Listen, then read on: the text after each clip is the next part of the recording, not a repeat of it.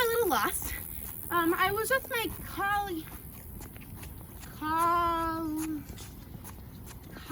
friends. I was with my friends. And we were looking for ghosts because we're part of the a secret organization. We're called the Secret Society of the Supernatural, or Does anyone know anything about ghost hunting? No? Oh, great. Well, you'll learn today. You know, I have Old Reliable, my key ghost hunting tool. Has anyone heard anything about any of the ghosts on campus? Nothing?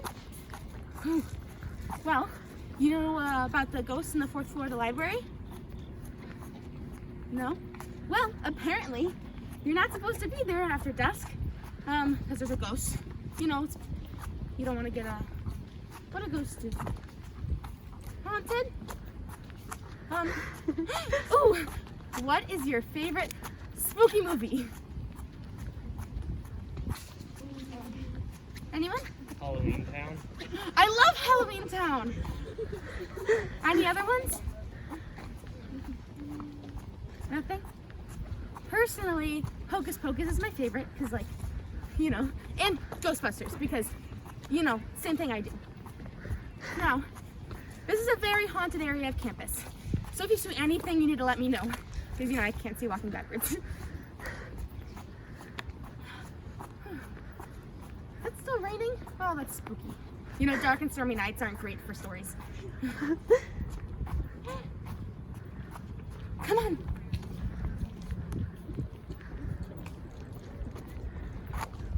I think. Are you a ghost?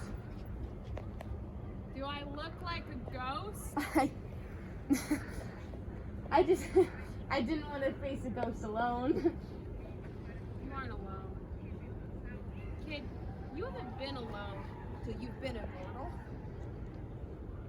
You can only stay in one place for so long before people start to notice there's something a little bit off about you. Don't get attached. Don't lay down roots, because as soon as you do, one of two things will happen. Either everyone you know will age and die before your eyes, or you'll get chased out of town with torches and pitchforks. It's either a life of perpetual grief or a life on the run. There is a third option, I suppose, which is to try and preserve it all, to grab tight onto those things you love and try to freeze them like an insect in amber. But I can tell you from experience, this is a dangerous game. I didn't know my mother's best friend was a vampire until it was too late. To see them together, death will be the last word to cross your mind. They would smile, their faces lit up like a full moon. Their laughter was like wildflowers. Their skirts and scarves floated on the breeze as they'd scoop me up in their arms to spin me around. Together we were the definition of being alive. Until we weren't. Just short of my 20th birthday, my mother fell gravely ill. We didn't know much about medicine at the time, but seeing her lie there, it was like I could see the life physically draining out of her, how color fades in the sun. I remember the two of them arguing about a cure. Mother protested, but her friend insisted, pleading, you don't have to die. The night it happened, I had barely made it through the door when my world came crashing down around me.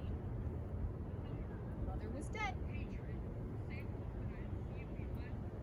As I knelt beside her body, I felt two cold hands grip my shoulders. If I hadn't been so blinded by my tears, I might have seen the blood on those hands, might have seen how it resembled the blood covering my mother's face and neck and chest.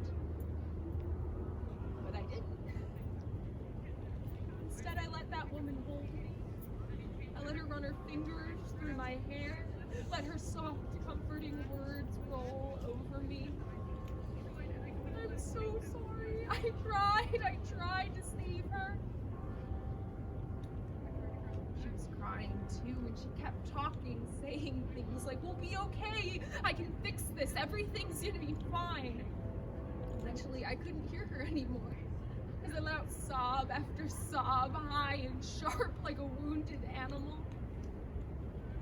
And then suddenly, her arms weren't comforting anymore. And that chill cut bone deep, like the worst winter's wind, like a knife. And then her skin wasn't cold anymore, and the air wasn't hot, and everything felt wrong. Not different, but wrong. The feeling of having your soul ripped out of your body and then crammed back in like a puzzle piece that doesn't quite fit is a wholly unique experience, and one I would wish on my worst enemy. Which is why, when I came to, I promised myself I would never do what she'd done. I would never put anyone through the torture she'd put me through, no matter how much I hated them, no matter how much I loved them. And so, I swore myself to a life of solitude. Fate works in funny ways, and eventually I ended up here, curator of an art museum in Muncie, Indiana. And so far, successful in my goal. Successful and miserable. A peaceful few decades passed. Sure, a suspicious number of art history students have transferred over the years, but we don't need to get into all that. One day, a woman walked into the museum. She wore a wide brim hat and carried a stack of photographs. That was what struck me initially. The nerve to bring your own art into an art museum. But she was just like that. She called herself, what was it? Oh, a scholar of the strange, the impossible, and unconfirmed. She ran up, and immediately she was bombarding me with questions about the school, the museum, local myths and legends. Little did she know, she was speaking to a rather notorious local myth and legend. She leaned in close, and in this soft voice, like she was worried I didn't believe her, she said she'd heard there was a vampire here on campus. She was here to investigate. Understandably, that made me laugh, but I decided to humor her. Oh, tell me more. They say it's a woman, and that most of the sightings have been in or around this there building. No. Yes, right here. We agreed to meet up the next day to discuss the matter further, and she rushed off to pester some students. What started as a couple afternoon chats to talk about urban legends, local monsters, or cryptids as she called them, soon grew into a close friendship, a true friendship. First one of those I'd had in years. I didn't tell her right away. You have to understand, it can be dangerous, but the longer we spent together, the more I realized she harbored no ill will towards these cryptids of hers. She was nothing like the monster hunters I've encountered in the past. She wasn't driven by bloodlust or by a self-righteous sense of duty, but by an intense curiosity. I respect curiosity, and I respected her. We were sitting on these steps one night. It was that perfect time of day where the sun's already set, but its colors still light up the sky. She was telling me about her upcoming trip to West Virginia. I joked, last time I was there, it was all one Virginia. By the time I realized what I had said, it was a little too late. She was looking at me, a funny look on her face. You're her, right? I nodded. She leaned back on her elbows, gazed up to where the oranges were slowly fading to purple. After a long moment, yeah, explains a lot. And that was that. day she left on her trip, I gave her a gift, a necklace.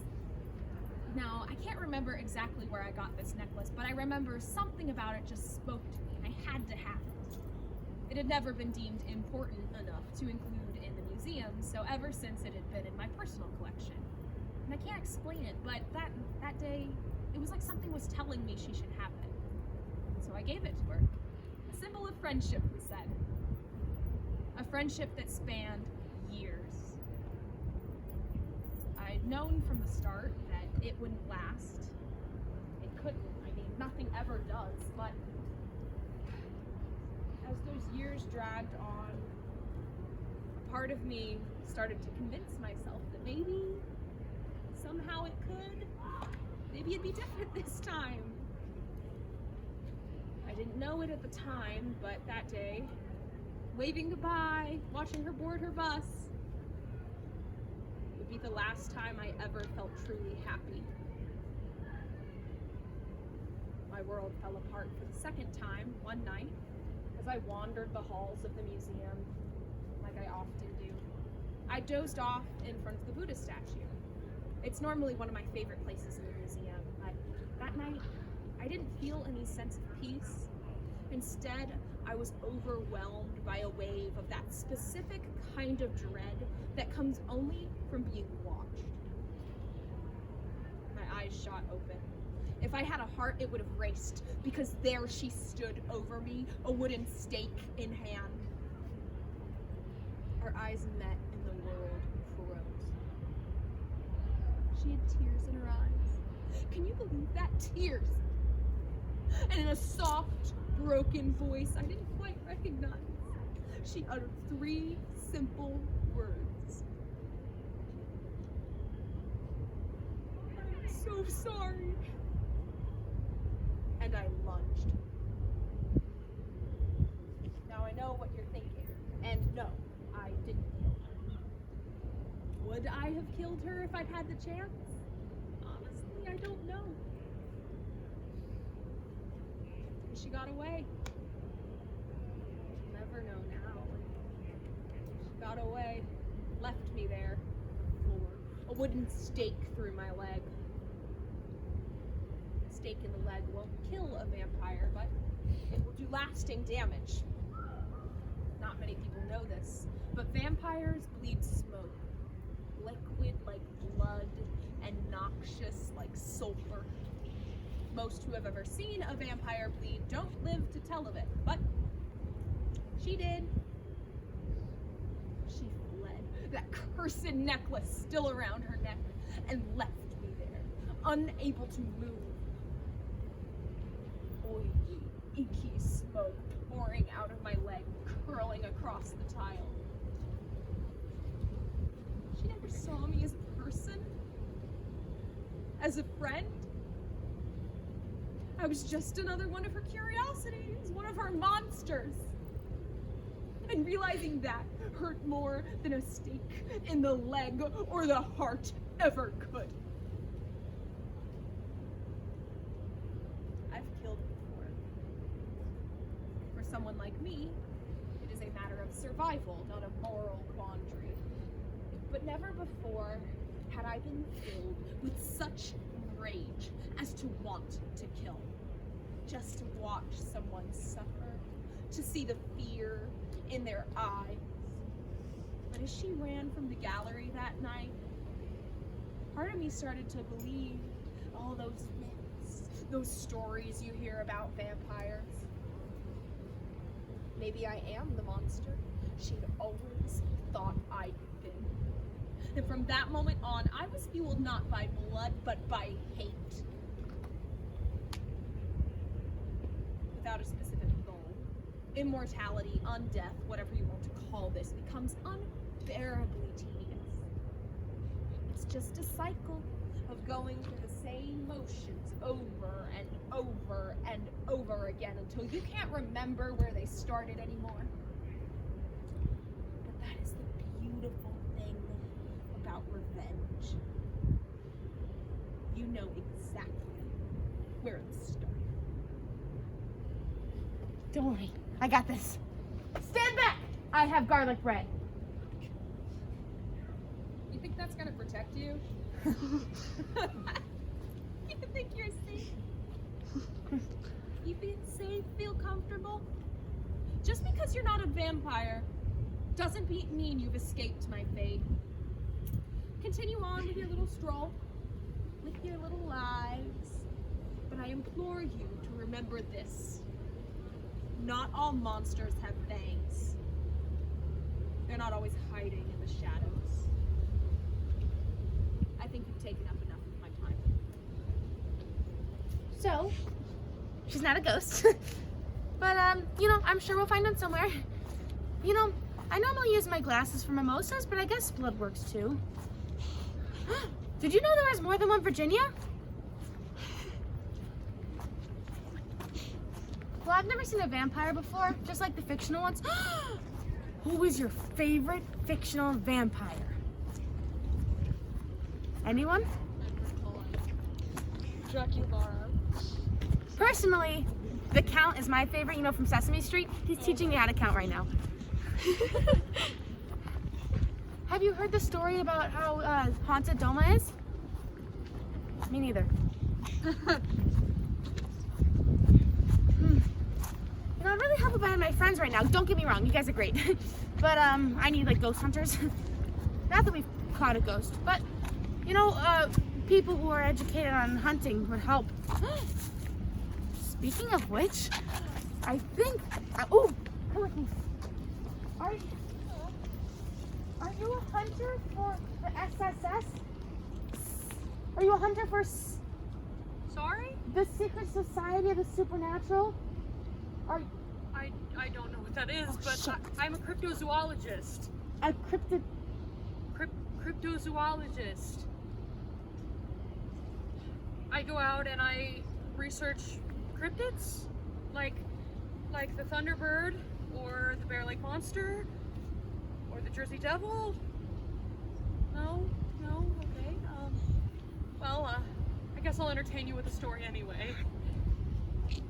This is the story, White Water Wolfman.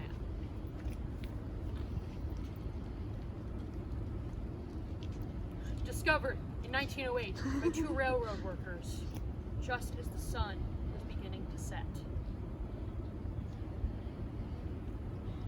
They saw it at the tree line, snarling and growling, clearly hostile, but it didn't leave the safety of the woods that night. The fact that the sun was still in the sky probably saved their lives. Reports started popping up left and right of animals being slaughtered despite the fences put up to protect them.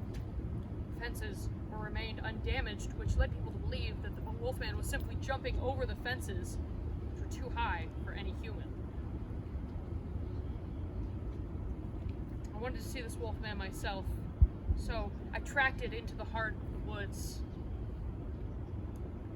I'll admit that I got a little bit lost. And by the time I got there, it was pitch black.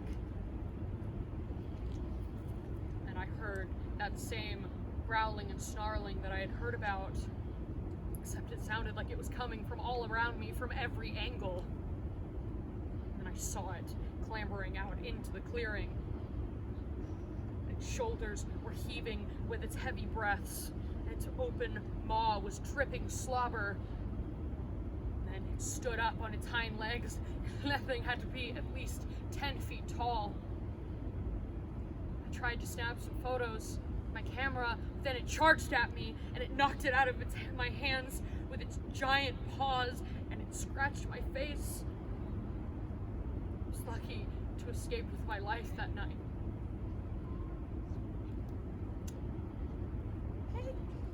Tough crowd. Maybe another story. I've got lots of stories.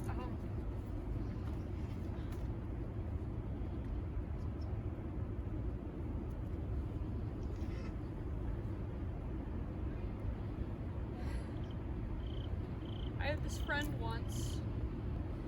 She was curator at the museum. We were friends for years.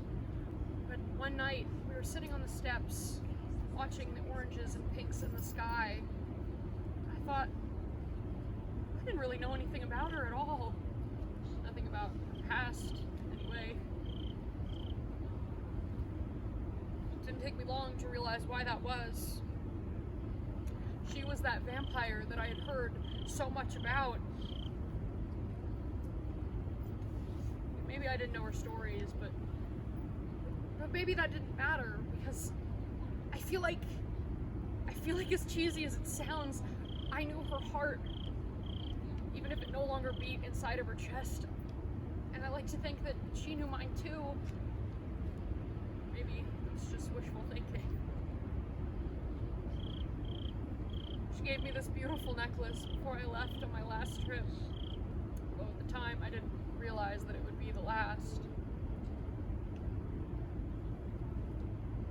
When I came back, because I always came back, it was dark. I remember being drawn to the museum, which wasn't anything new or different, but I felt different in a way that I couldn't explain.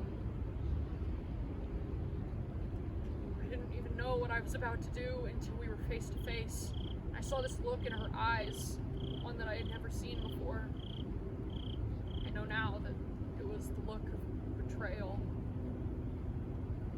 I felt the weight of the stake in my hand and the tears streaming down my face because I couldn't stop myself even though I wanted to.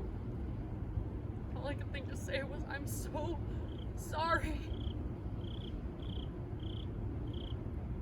And then she lunged at me, and I remember stabbing her in the leg in a wound that would probably never heal.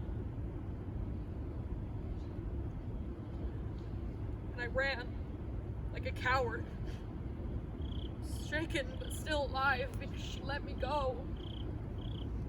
Even after I had betrayed her, she let me go because I know she could have killed me if she wanted to, but she didn't. I collapsed near the doors. I cried and cried until I felt this hand grip my shoulder. And I looked up, and the look in the eyes of the man standing before me was not one of concern or comfort, but this primal hunger, this hatred. Same look that I had seen in the eyes of the wolfman just days before.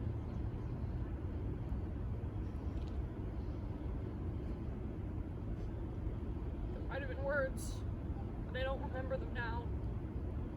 I can only remember the look on his face as he grabbed my throat, squeezed until I could no longer breathe.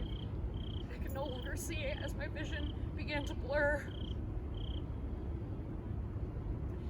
I guess instinct must have kicked in then because I managed to kick him off me, but then he tried to grab for the necklace, the last memento of the friendship that I had just ruined, and I couldn't let him take that from me. So I tried to grab it back, and that's when I felt the cold metal against my flesh and the warm gushing from my throat. And his face was the last thing that I saw before everything went black. And I woke up outside of my own body, and I watched him drag me here. Drag me here to this spot and bury me in an unmarked grave like I was nothing.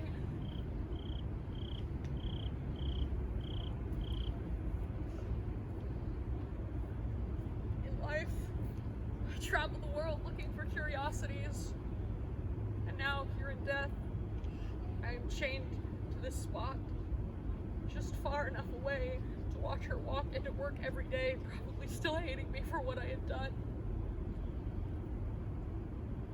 And now, I'm helpless and too late, and it's too late to fix it now. Too late to say I'm sorry and have her know that I mean it.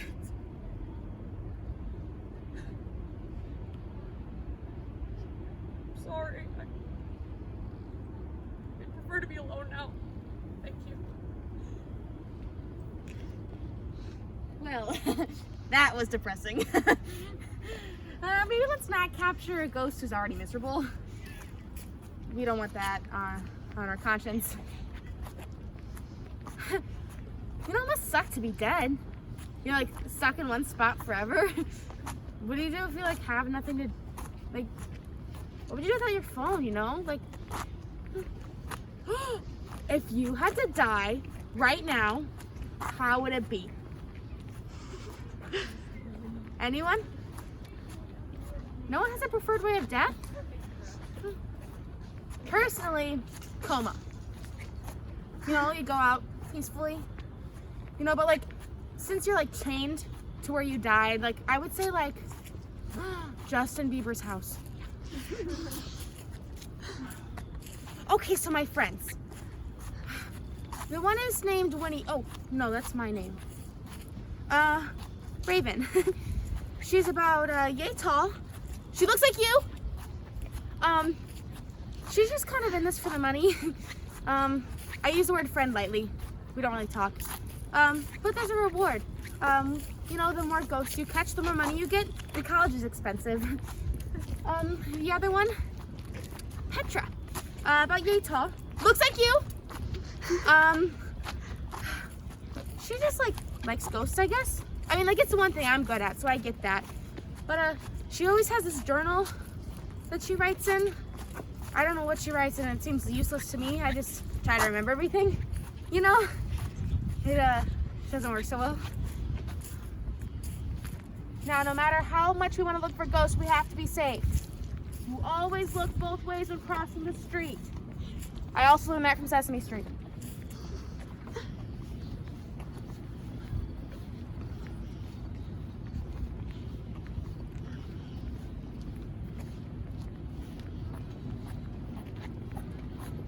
You know that thing where it's like if you had 3 items on a stranded island, what would you bring? Personally, my number 1 item is my compact. Because like, why would you leave without it? And then like probably I say like lip gloss. You know, you gotta look good no matter where you are. And then like my phone. You know, you gotta keep up with my Instagram followers. Sorry, I have a boyfriend. Oh shit! Hi. Come on. What's up? Hi. You guys want to hear a story? It's a love story. It's also the story of how I died. But it's still a love story. Yeah, what about it? Continue. Okay. Started right here. In front of this very building. That's where I first saw her. Bonnie Monroe. Gosh, I'd never seen a dame like her before. She had it all. I mean, the looks. Gosh, she was such a head turner. The charms. She had me wrapped around her finger, and that smile. She had a smile like a maniac. The only problem was that was because she was one, but I didn't figure that out until later. So, point is, I was smitten beyond belief. Hearts in my eyes, chest pounding like a drum. The whole 9 yards. I'm shaking at the knees, just thinking about talking to this girl. But I finally built up the courage to go up and tell this dynamite dame, look, miss, you've got to be the most gorgeous thing under the stars. I mean, can I buy you a drink? You know, a diamond, the moon, anything. But she says no thanks. It really broke my heart. But, you know, I didn't give up. I kept offering, trying to carry her bags and writing the letters, all to no avail until one day my luck seemed to change. At least I thought so. I go up to her and ask if there's anything I can do for her, and I'm expecting to get ignored like the other 100 times, but today she says, in that sweet little voice of hers, do you want to do something for me? I've got just the thing. There's this necklace. It's absolutely to die for. It's darling. And if you want to be my darling, I must have it. So, I'm no Joe Schmo, you know, this is my shot. I can't blow it. I gotta get this thing for her. So I say, anything. Where's this necklace at, hon? She says, well, that's the problem. It's not exactly for sale. Last I saw it was in that art museum over there. Some people think it's haunted. That's no problem for a big, strong man like you, right? And I go, yeah, of course not. I'll do anything you want, because at the time I didn't yet believe in ghosts. Obviously, my current circumstances maybe changed my mind on that a little later, but at the time I thought this will be easy. I go over, I case the place, I'm looking at the security and the exits. It's looking pretty easy. And just my luck, it starts to rain, pouring, cats and dogs, thunder, lightning, boom, crash. Of course, it had to be a dark and stormy night, so I moved my soaked and cold old gans inside that big old building, and I looked for that damn necklace. It's dark. It's dark, and darker than it has any business being with all those windows. It's cold. Every step I take fills me with dread because I ain't exactly the big strong man Miss Gorgeous thought I was, especially if I'm going in a place that might possibly maybe be a little bit haunted. And ghosts are seeming more and more realistic. By the second, I start to hear whispers, voices. I'm not sure if they're real or imaginary, but they're telling me to get back. Turn around, it's not worth it. It's cursed. Did I know I should have listened? But I was a fool in love, you know, and there's not much in the world that can stop a thing like that, so I kept going. I pull up my flashlight, I try to illuminate the darkness best I can, but I'm barely putting a dent in that black, and the voices get louder. Tell me to get back, it should kill you, it's not worth it, get back, turn around, there's nothing here for you. Get back! All of a sudden they stop, and I hear something, and I know I'm not alone. I hear a sobbing. I poke my head around the corner, shine my light, and there's this woman there, crying. I don't even really remember what she looked like because I couldn't take my eyes off of her neck, because on that, she was wearing the item I so desperately sought. The necklace. Finally, there it was. It seemed like it was calling out, asking me to just reach out and take it. It'd be so simple. What are you doing? She asked, and I said, oh, sorry, miss. You see, there's this girl, and she really, really needs that necklace, so if you would be so kind, I could take that off your hands and get out of your hair. Say, what are you doing in a dark, dank, spooky place like this anyway? She says, I'm a cryptozoologist. I was here to see a vampire, but that didn't go so well. And I say, cryptopotamus, what's that? She says, a cryptozoologist. I believe in things that most people don't believe in. I said, hey, that's pretty neat. Hey, what would a vampire want in a city like Muncie anyway? And this is the 1950s, mind you, so Muncie was a very different place. The automotive jobs hadn't really left yet, and meth wasn't really around, so it looks a lot better than it does nowadays, in my opinion. But she says the vampire lives here. It's nice and quiet, or it was, until this necklace. It made me. She starts sobbing again. I go, geez, lady, look, it's just some jewelry. But then I heard it's called for real this time. It's talking to me. It's like, if you want to take it, have it at any cost. Don't you want it? Then take it. Obviously scares the bejesus out of me. It's a talking necklace, for crying out loud, but from where I was standing, the necklace is making a lot of sense, so I say to this lady, look, I'm getting that necklace one way or the other. We can do this the easy way or the hard way, which at the time wasn't a played-out cliche, so save your judgments for later, please. Thank you. She says to me in a voice that no longer seems like hers, no, it's mine. It's all mine. The necklace chose me. I was here first. It's mine! The necklace calls out to me. She can't stop you. Just take it. I reach out, but she's crouched over, clutching the thing so tight to her chest, and knuckles are turning white. She hisses and runs out the door. And I take off like a rocket after her. She makes it maybe 20 feet before I figure, hey, it's now or never. And I tackle her to the muddy ground. It's just us in the rain, and we're each trying to get the upper hand, you know? I have it, then she has it, then I have it, and I grab her hands, I take them, I try to pry them apart, but she's kicking and clawing at me, hissing like a demon all the while. I'm sweating, trying to break this thing from her iron grip, and it calls to me again. This could be so much easier if she was able to fight you. You know what to do. And I knew what it wanted, so I did it. I took my hands and wrapped them around her throat and squeezed until her eyeballs were popping out of a friggin' skull. All the while the necklace is whispering, tighter, squeeze until there's nothing left, and then take what's yours. The worst part of it was kind of thrilling, you know? Not a thing I made a habit of doing up until then, but when that last breath of life was choked out of her and she was gasping for nothing at all, and her eyes went back and she went still, I kind of liked it. Not as much as the necklace, mind you, and maybe that's all it was. I could never say for sure, but there she was, lying there. The necklace does me good. Now play me a prize. I reach out and I bend over. I'm an inch away and I see her chest start to rise and fall. The necklace says, you're in too deep now. I can't let her live. Finish the job. So I did. I took out my switchblade. Everyone had one. It was the 1950s. I slit her throat from end to end. The blood. There was so much blood. It was like a river of crimson pouring out of a jugular. But it was worth it. Now the necklace is finally in my grasp. I take it. I pry it from her cold hands, growing colder by the second. Shove it in my pocket. Then all at once it hits me like a train. Speaking of trains, shut up. I'm trying to tell a story here. Anyway, it hits me. I killed someone. My God, I killed someone. No one can figure this out while I'm alive. I panic. I rush through the rain right back here, right where Bonnie and Monroe finally gave me a shot, and I didn't blow it. There she was waiting for me with open arms and that manic smile on hers. She turns to me and she says in a sweet little voice, "You're not done yet, darling. You gotta keep digging." She pulls out a shovel. And we go back to the body. She keeps watching. I dig and dig, and no one's around. It's a storm in the middle of the night. So we put that poor girl in that shallow, unmarked grave where she lay. And we bury her. We come back here, nobody saw us. I wipe the sweat from my brow, the dirt from my hands, but I can't get those bloodstains off of my conscience. Bonnie turns to me and she says, "The truth has gotten me what I asked for." So I whipped it out. The necklace, I mean, and she looks at it. She's hungry. I grab it. I offer it to her.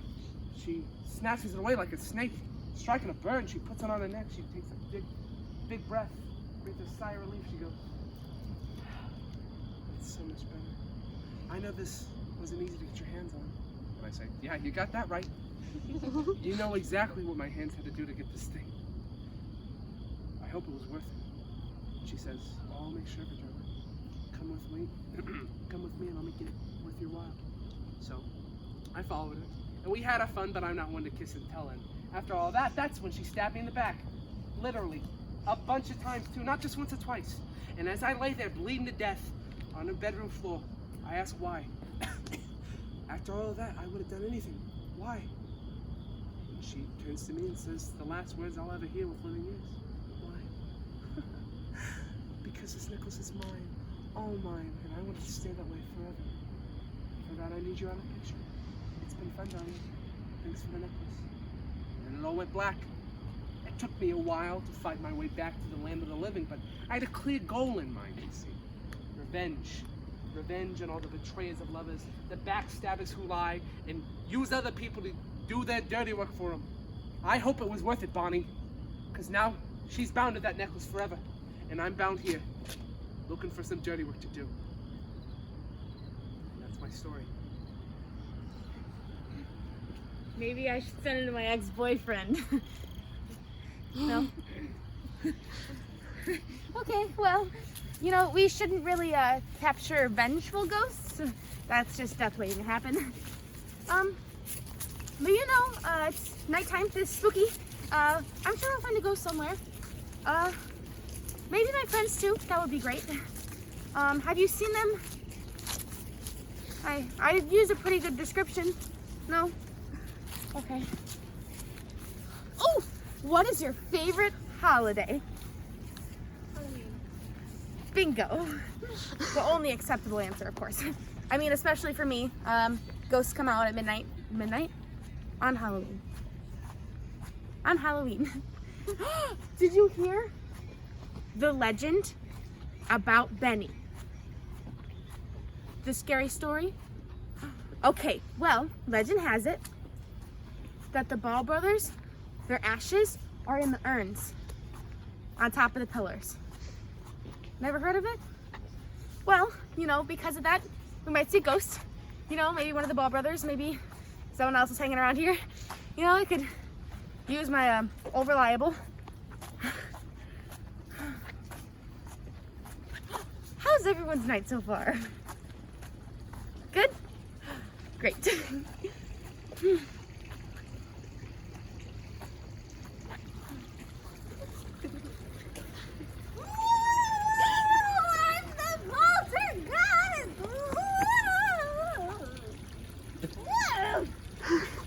Did I get you? Oh, you should have seen your guys' faces. You're all like, bleh. Anyway, hi, my name is Bonnie Monroe, and I'm a ghost. A poltergeist, to be specific, which makes me better than any other ghost on campus, because I can touch you. Right. Anyway, do you guys want to hear a ghost story? Technically, all of my stories are ghost stories, but this one is really interesting. It stars a young, beautiful, amazing, wondrously talented Ball State student, me, some boy, and a necklace. Now, this boy, he was a drag, a total skirt chaser. He kept asking me out, and I kept telling him no, but I don't think that word means much to him. Yeah, I had no interest in him at all. But one day, the creepy curator at the art museum was giving someone the most beautiful necklace in the world. It was vintage Victorian, and I just had to have it. I couldn't bear the thought of not having it. It was the most precious thing in the world to me. So I started to plan. I couldn't just take it. I was a straight A student. I couldn't have theft on my record. But I remembered that boy. And see, he was some beatnik, totally worthless to me, but he could be my pawn. I went up to him one day and asked him for a favor. I could practically see him drooling over the thought of me. I told him if he wanted to be with me, he would have to steal the most beautiful necklace in the world. And I sent him off to where I'd seen it last at the art museum. We made plans to meet with him at my dorm in Lucina. Sitting there, waiting, knowing the necklace was within my reach was horrible. The anticipation was killing me. Finally, he came back. He looked frazzled, almost like he'd seen a ghost, but he had the necklace, my necklace, finally within my hands. Suddenly, I felt this overwhelming urge to kill him. The plan was to take it and leave him heartbroken, but suddenly I just needed to kill him. I was losing control on reality. I felt myself take a knife and plunge it into his chest. I stabbed him over and over until he was on the floor and I had the necklace. I was so terrified of what I'd done, I ran out to the Beneficent statue. I was disgusted with the necklace. I didn't want it anymore. I tried to take it off, but I couldn't. The more I struggled to rip it off, the tighter it became, and I couldn't breathe. I lost my footing and I fell into the fountain, and I think you can guess the rest. Now I'm a ghost, but it wasn't like when I was alive. See, I felt this constant urge of evil. Like every bad thing I'd ever thought or did, suddenly it came to the surface and I felt no need to suppress it. And for some reason, I could interact with the students. I could steal a pencil or rustle some papers. It was almost like I was still alive. And I started to fade. And I suddenly felt those bad urges again, and I lost control. I grabbed a student and held her under the fountain until she stopped thrashing. And that was it. Suddenly I was whole again. That must have been the key I needed to kill in order to keep the necklace satisfied, and the necklace would keep me here. Who'd have thought I'd turn out like this? A straight A student into a killer ghost. Now, this is where the story gets really interesting because I had a run-in with 3 nosy little ghost hunters. The first came on a dark and stormy night. She was studying the myth of the Ball brothers' death, and she had all of her notes strewn about her. She kept writing frantically in her journal about every little piece of information. I simply wanted to help her, so I took her little journal and floated it up to the urns, just so she could get a closer look. Is it my fault that she fell and cracked her head open on the stone, even if she died? Oh, and the journal that held all the answers, it fell into the fountain and got soaked. Totally ruined. Then the next one came. She didn't have a single noodle in her noggin. She kept going on and on about how her friend died and she was so sad. Ugh, so annoying. It didn't help that she kept shining her compact mirror around, flashing it in my eyes. You know, I said to myself, it was so easy to get rid of one annoying student. I could get rid of another. So I grabbed her by her perfect little hair and dunked her under the fountain until she stopped breathing. I find that's the best method. Sorry, continue. Finally, the last one came. She was so moody. I guess you could chalk that up to her friends dying, but still, you're never fully dressed without a smile. She kept chewing this bubble gum, just popping it in my face. Just pop! So disrespectful. So I stepped up behind her and gave her a little scream. She was so surprised. She choked on her gum and fell off the stairs with a crack. And there were no more little ghost hunters. But the necklace is never fully satisfied. And I see plenty of new victims here.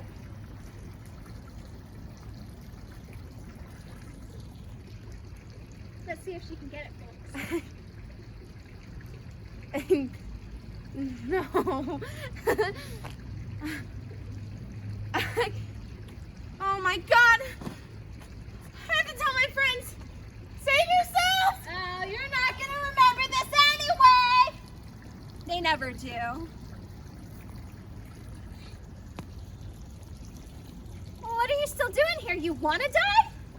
And that's the end of Ghost Tours. Thank you guys so much for coming out and supporting us.